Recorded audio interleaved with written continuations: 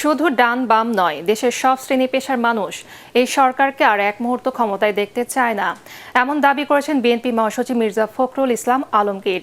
নয়াপল্টনে শ্রমিক সমাবেশে তিনি বলেন, গণতন্ত্র, ভোটাধিকার সহ দেশবাসী মানুষ আজ সকল অধিকার থেকে বঞ্চিত। ক্ষমতাসীনরা দেশে লুটপাটের রাজত্ব কায়েম করেছে অভিযোগ করে মির্জা ফখরুল দলমত নির্বিশেষে সবাইকে আন্দোলনে ঝাঁপিয়ে পড়ার আহ্বান জানান। মইনুল আহসান জানাচ্ছেন বিস্তারিত।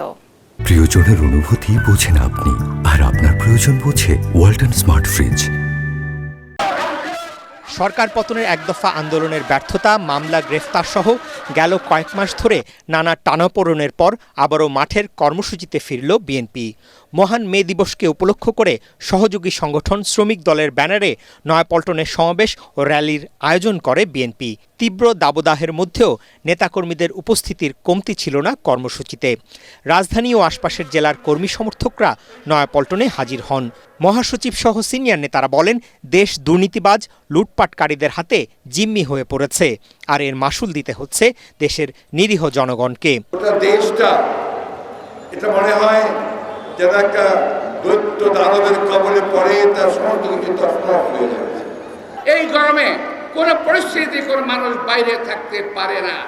সরকার সাবসিডি দিয়ে এই শ্রমিকদেরকে বাঁচিয়ে রাখা উচিত, কিন্তু সরকার সেটা করছে না, সরকার করতে পারবে না, কারণ এই সরকার দেশটাকে শেষ করে দিয়েছে, এই দেশটাকে তলাবিহীন ঝুড়ি বানিয়ে দিয়েছে।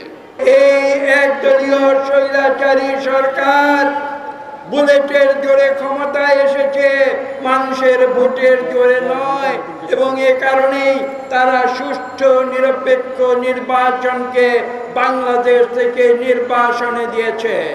বিএনপির আন্দোলন ব্যর্থ হয়নি দাবি করে মির্জা ফখরুল ইসলাম আলমগীর বলেন, গণতন্ত্র ও মানুষের ভোটাধিকার না ফেরা পর্যন্ত যে কোনো ত্যাগ স্বীকার করে যাবে দল। প্রতিষ্ঠানগুলো, গণতান্ত্রিক প্রতিষ্ঠানগুলোকে আপনারা ধ্বংস করে দিয়েছেন।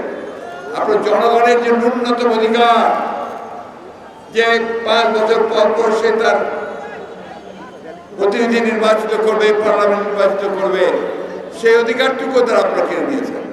এখন এটাকে এমন একটা প্রহসনে, তামাশায় পরিণত করেছেন যে আপনারাই বলেন একটা দামি ইলেকশন, দামি ক্যান্ডিডেট, সবাই ঐক্যবদ্ধ হন, আপনাদের অধিকারকে আপনারা ফিরিয়ে আনার জন্য আন্দোলন সংগ্রামে ঝাঁপিয়ে পড়েন। পরে নয়াপল্টন থেকে শুরু হয় বর্ণাঢ্য র্যালি। তীব্র গরমকে উপেক্ষা করে নানা সাজে নেতাকর্মীরা এতে অংশ নেন। পল্টন ফকিরের পুল ঘুরে আবারও কেন্দ্রীয় কার্যালয়ের সামনে এসে কর্মসূচি শেষ হয়। মইনুল আহসান, এটিএন বাংলা, ঢাকা।